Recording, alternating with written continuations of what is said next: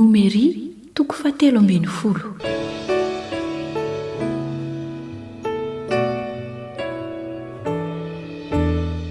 Ny amin'ny mpisafo-tany.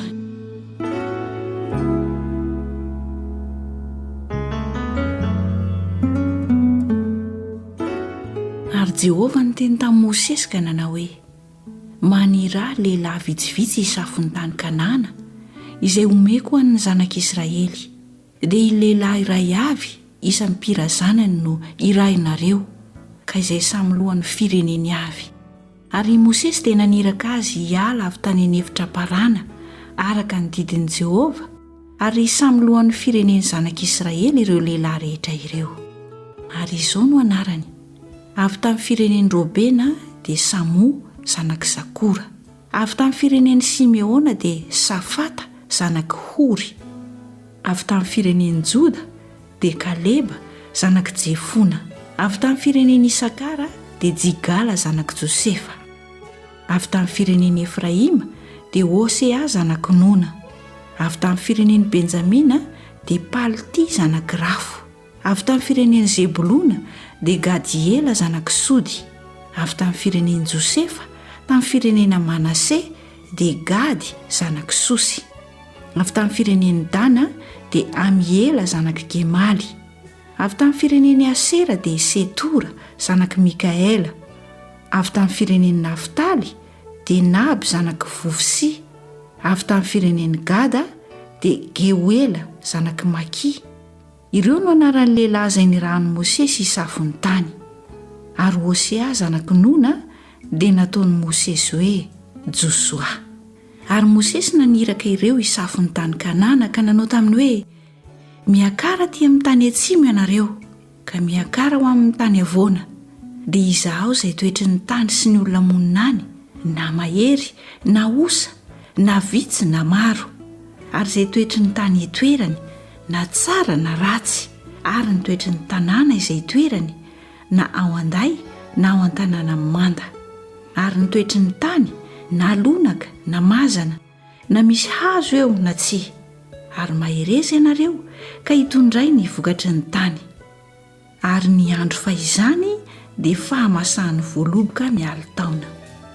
Dia niakatra ireo ka nisafo-ny tany hatramin'ny efitra zina ka hatrahan'i Rehoba, dia eo akaiky ny Amata.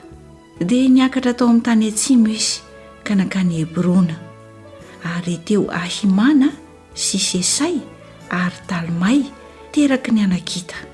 Ary Hebrona dia voaorona 7 taona talohan'ny Zoana any Egipta. Dia nakany amin'ny loha eskola izy ka nanapaka sapam-boaloboka teo izay nisy sampahony iray ihany, ary nolanjaindreo lahy tamin'ny hazo zany, ary ny ampongaben-danitra sy ny aviavy dia nitondrany koa. Ary izany tany izany dia nataony hoe loha eskola noho ny sapam-boaloboka izay notapahan'ny Zanak'Isiraely teo. Ary niverina avy ny safo-ny tany ireo no ny afaka 40 andro.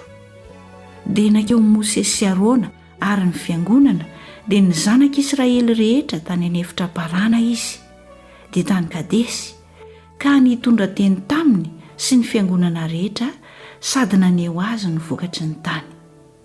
Dia nilaza taminy izy ka nanao hoe: tonga tany amin'ny tany izay nanirahanao anay izahay, koa tondra dronono sy tantely tokoa izy, ary ito no vokatra avy tany. Kanefa kosa mahery ny olona izay monina eo amin'ny tany, ary ny tanàna dia mimanda sady lehibe dia lehibe. Ary koa nahita niteraky ny anakita teo izahay. Ny Amalekita no monina eo amin'ny tany atsimo, ary ny Etita sy ny Jebosita ary ny Amorita no monina any amin'ny tany avoana, ary ny Kananita no monina eo amin'ny moron-dranomasina sy eo amin'ny moron'ny Jordana. Fa Kaleba dia nampangina ny olona teo anatrehan'i Mosesy ka nanao hoe: andeha sika hiakatra mihitsy mba hahazoantsika azy, fa haharesy azy tokoa sika.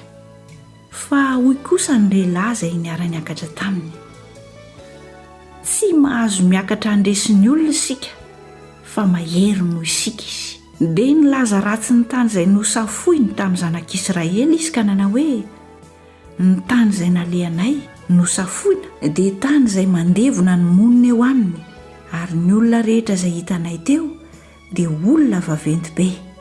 Ary nahita ny nefilima teo izahay, dia taranaky ny anakita avy amin'ny nefilima.